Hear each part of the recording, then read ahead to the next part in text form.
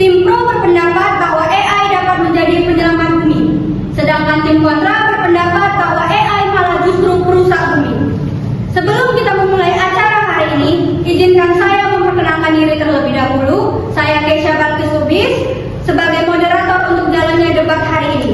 Kepada masing-masing tim, saya mempersilakan untuk memperkenalkan diri.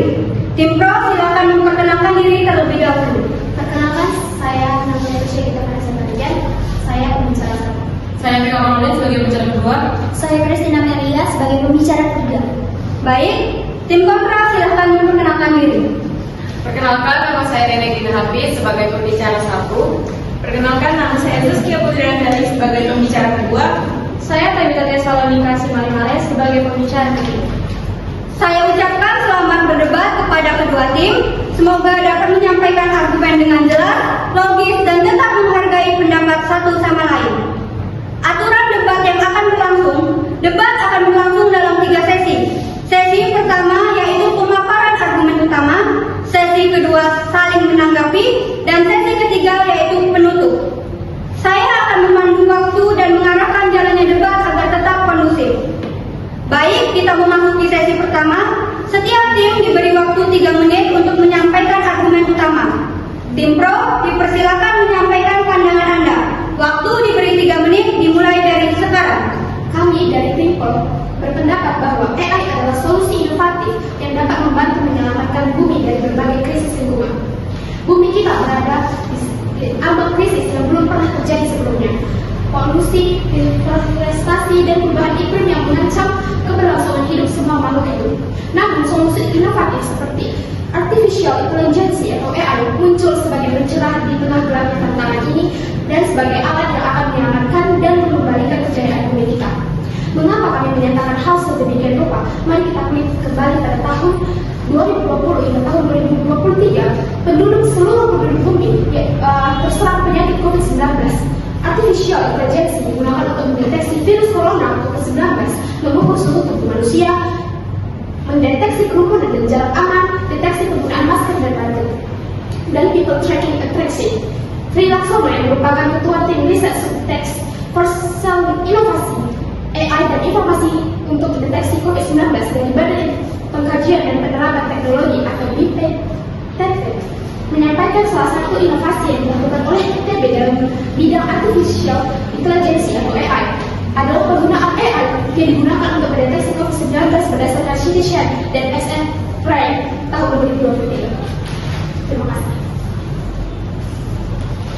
Terima kasih tim pro. Selanjutnya tim kontra dipersilakan menyampaikan argumen. Waktu diberi 3 menit dimulai dari sekarang. Kami menyatakan bahwa AI dapat merusak bumi. Mengapa kami berpendapat demikian? Berdasarkan pengungkapan Majelis Lingkungan Hidup Perserikatan Bangsa-Bangsa, perkembangan pusat kecerdasan buatan atau AI dalam konteks lingkungan membawa dampak yang negatif, jauh lebih serius dibandingkan apa yang terlihat di permukaan bumi. Mengapa begitu? Berbagai penelitian internasional secara konsisten menunjukkan bahwa pusat-pusat data yang menjadi tempat beroperasinya server AI tidak hanya menghasilkan limbah elektronik dalam jumlah yang besar, tetapi juga mengkonsumsi air bersih dalam volume yang sangat tinggi untuk proses pendinginan pusat data tersebut. Infrastruktur itu bahkan semakin bergantung pada mineral-mineral dan air bersih yang semakin langka seperti titanium, sulfate, dan rutile yang diekstraksi melalui proses penambangan yang sebagian besar tidak berkelanjutan dan merusak ekosistem sekitar. Ketergantungan terhadap bahan baku menciptakan jejak ekologis yang panjang, mulai dari kerusakan tanah, pencemaran air, hingga konflik sosial yang terjadi di wilayah pertambangan sekitar pusat data. Sekian. Baik, terima kasih kepada tim kontra. Kita berlanjut ke sesi kedua, yaitu sesi saling menanggapi. Di sesi ini, masing-masing tim diberi waktu 2 menit untuk menanggapi argumen lawan. Tim pro dipersilakan menyampaikan tanggapan terhadap tim kontra. Waktu 2 menit dimulai dari sekarang. Baik, terima kasih moderator. Kepada tim kontra yang menjelaskan bahwa AI merusak air bersih dan pendinginan data center, kami setuju dengan pendapat tersebut. Karena yang pertama, masalah penggunaan air untuk pendinginan bukan hanya kepada AI, namun merupakan kebutuhan operasional pada setiap industri digital, termasuk platform yang kita sendiri sering gunakan. Yang pertama seperti YouTube, Instagram, Google, dan TikTok. Dan jika kita menyalakan AI, maka secara tidak langsung kita juga harus menolak seluruh reality digital yang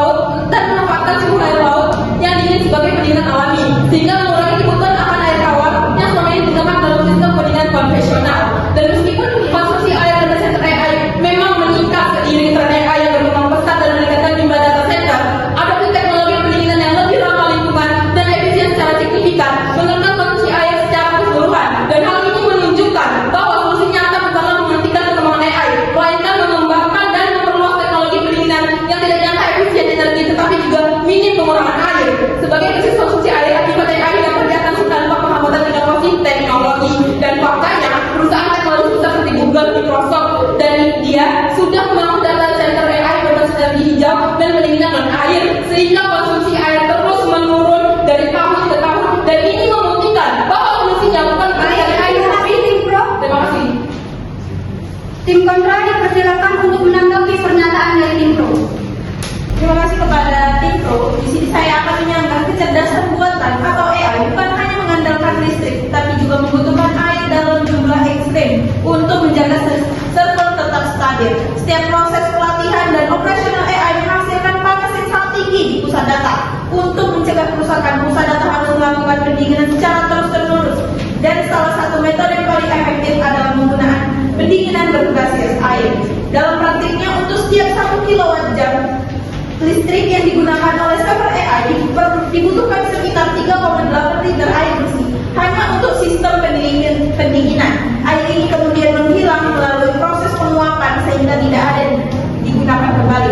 Dengan semakin berkembangnya AI, penggunaan listrik naik dan otomatis penggunaan air ikut meningkat secara drastis. Bahkan menurut laporan penelitian, pelatihan satu model AI besar dapat menghabiskan jutaan liter air yang setara dengan kebutuhan air ribuan orang dalam satu hari. Hal ini menunjukkan bahwa penggunaan air oleh AI jauh lebih besar dibandingkan teknologi digital biasa. Dampaknya pun sangat serius. Pasokan air kota dapat terbebani, ekosistem lokal terganggu, dan wilayah di sekitar pusat data beresiko mengalami penurunan ketersediaan air bersih. Dengan semakin banyaknya AI, kebutuhan air global untuk pendinginan server diproyeksikan terus meningkat, menjadikan AI sebagai salah satu faktor besar dalam konsumsi air industri berbasis digital. Terima kasih. Baik, terima kasih kepada tim kontra. Tim pro dipersilakan menyampaikan tanggapan terhadap tim kontra. Baik. Waktu 2 menit dimulai dari sekarang. Baik, izinkan saya menanggapi pernyataan dari tim kontra. Jika AI harus dihentikan karena menghabiskan air, pertanyaan dari kami, apakah kalian punya solusi alternatif untuk memantau polisi menyelamatkan nyawa saat pandemi dan memetakan beban shipping tanpa bantuan AI? Terus, isu penggunaan air bukan alasan untuk menolak AI. Mengapa demikian? Melainkan alasan untuk mengembangkan teknologi yang lebih efisien. AI bukan solusi strategis penyelamat bumi, bukan penyebab kerusakan lingkungan. Dengan kata lain, AI tidak menghancurkan bumi. AI membantu memperbaikinya. Jadi, jika AI harus dihentikan karena menggunakan air untuk pendinginan, apakah kalian juga setuju bahwa industri minuman kemasan, tekstil, dan pertambangan yang menggunakan air jauh lebih besar juga harus dihentikan buat? Terima kasih. Terima kasih kepada tim pro.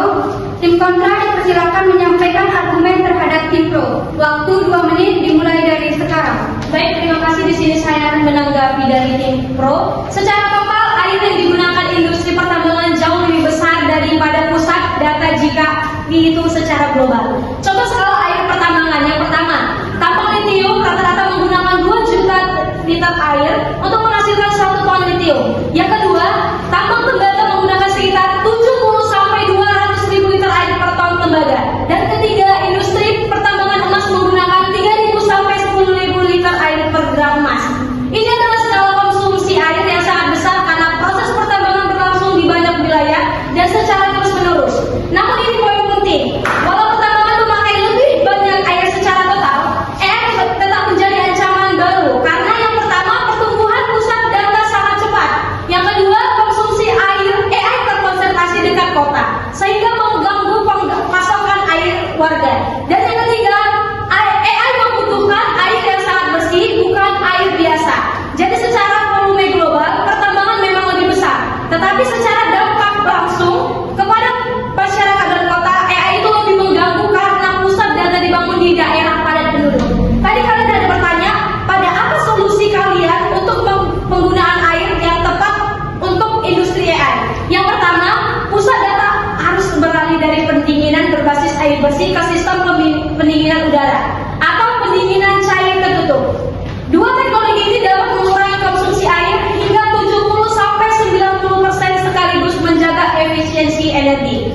Kedua, penggunaan air bersih harus diganti dengan air daur ulang seperti air limbah yang sudah diolah. Dengan cara ini, industri AI tidak lagi bersaing dengan kebutuhan air minum warga dan tidak menekan pasokan air kota. Dan yang ketiga, pembangunan pusat data perlu diarahkan ke daerah yang memiliki iklim dingin atau dekat pesisir, sehingga dapat memanfaatkan udara alami atau menggunakan pendinginan air laut. Terima kasih kepada tim kontra.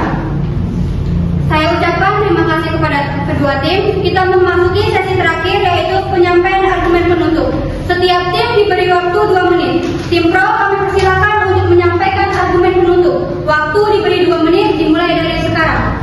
Baik, saya untuk menanggapi juga untuk sebagai argumen penutup dari tim kontra. Tadi mengenai solusi pembersihan polusi udara, kita tahu Google Project RFU mampu menekan polutan NO2, CO2, dan PM2.5 secara nyata dengan hasil yang jauh lebih akurat dibandingkan metode sensor statis. Jadi data ini penting sebagai dasar kebijakan lingkungan yang terukur, seperti penentuan lokasi fasilitas umum di wilayah berpolusi rendah dan pengaturan jalur transportasi. Jadi pendekatan AI dan IoT dan plus sensor mobile telah berhasil diterapkan di berbagai negara untuk memprediksi kondisi udara dan deteksi polusi yang tersembunyi sehingga menjadi tren global yang terbukti efektif. Jadi berdasarkan seluruh bukti ilmiah, fakta aktual dan implementasi nyata di seluruh dunia kami menyatakan menegaskan juga bahwa artificial intelligence adalah solusi strategis untuk menyelamatkan bumi dari krisis kesehatan, ekonomi, dan lingkungan. AI telah terbukti menyelamatkan nyawa saat pandemi, memperkuat ekonomi digital,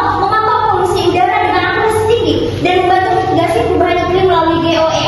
Jadi AI bukan ancaman, melainkan harapan besar bagi masa depan dan manusia dan planet ini. Yang dibutuhkan untuk bukan penolakan, tetapi pengembangan, regulasi, dan pemanfaatan yang bijak. Oleh karena itu, kami dari tim pro berdiri teguh pada posisi bahwa AI adalah alat perubahan positif yang akan menjaga keberlangsungan bumi dan kehidupan generasi mendatang. Dan hari ini kami berdiri dengan keyakinan penuh bahwa masa depan bumi bergantung pada bagaimana kita memanfaatkan AI dengan bijaksana. Terima kasih. Terima kasih tim pro. Kemudian tim kontra dipersilakan menyampaikan argumen penutup. Waktu diberi 2 menit dimulai dari sekarang. Jadi berdasarkan berbagai temuan ilmuwan dan laporan lembaga internasional dapat disimpulkan bahwa perkembangan pusat kecerdasan buatan atau AI membawa konsekuensi lingkungan yang signifikan dan tidak dapat diabaikan. Operasional AI bergantung pada pusat data berskala besar yang menghabiskan energi listrik dalam jumlah masif, memicu peningkatan emisi karbon dioksida dan memperburuk pemanasan global. Selain itu, penggunaan air bersih yang tinggi untuk pendinginan, ketergantungan pada mineral langka dan secara tidak berkelanjutan, serta siklus hidup perangkat keras yang pendek turut mempercepat pertumbuhan ilmu elektronik berbahaya di seluruh dunia. Dengan itu, investasi yang terus meningkat, konsumsi energi ekstrim, dan dampak ekologis dari latar produksi perangkat digital, jelas bahwa perkembangan AI menghadirkan beban lingkungan yang lebih besar daripada manfaat ekologis yang diklaim oleh sebagian pihak. Oleh karena itu, agensi pengawasan, regulasi keberlanjutan, dan ramah lingkungan menjadi sangat penting agar kemajuan AI global tetap dan menawarkan banyak kemudahan, tetapi berkelanjutan harus menjaga keseimbangan lingkungan dan masa depan bumi. Terima kasih kepada tim kontra. Hadirin sekalian, demikian rangkaian debat kita hari ini dengan tema AI bentuk penyelamat bumi atau justru perusak terhadap bumi. Terima kasih kepada kedua tim atas partisipasi dan argumentasi yang telah disampaikan. Semoga acara ini menambah wawasan kita mengenai peran teknologi dalam menjaga keberlanjutan bumi. Saya akhiri. Assalamualaikum warahmatullahi wabarakatuh.